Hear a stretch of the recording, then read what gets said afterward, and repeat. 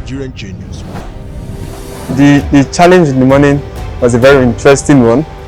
We were asked to build a tower from spaghetti. And the task is to build the most stable, freestanding, tallest tower ever possible with these materials. You have 5 minutes for planning and 25 minutes for execution. It shouldn't be blown easily by any little vibration. Anyone that has all this has the full max. My team worked on it. We worked on it actually, and then we are looking at getting a better base that will carry the height we intended.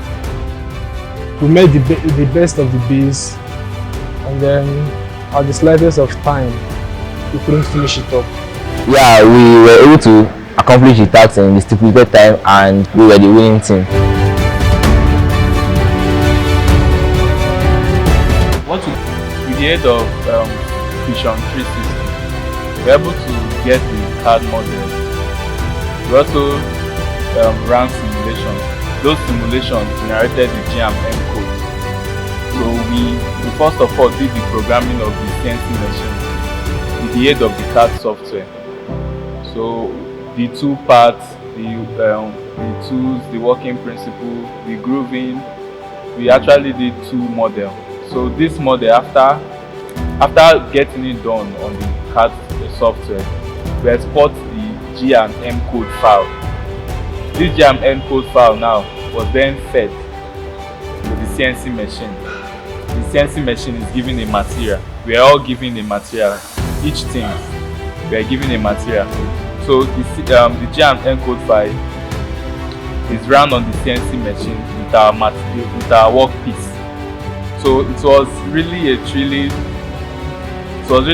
because the experience was eye-opening, because CNC machines and all these advanced technology is something we normally learn in school, or we hear of in school, or see in YouTube videos. But seeing it firsthand was a very nice experience. So we are very glad. It is highly recommended that kind of thing is incorporated in the academic sector, because it's going to bridge the gap between the academic and the industrial aspect. As a matter of fact, we have been doing wonderfully well in the academic aspect in our school, but we haven't had an harmful experience on how these things are done in the industrial world. So it is advisable that this thing is incorporated in the academic sector, and students, undergraduates, are going to have an harmful experience on it, and that's going to bridge the gap between academic and industrial.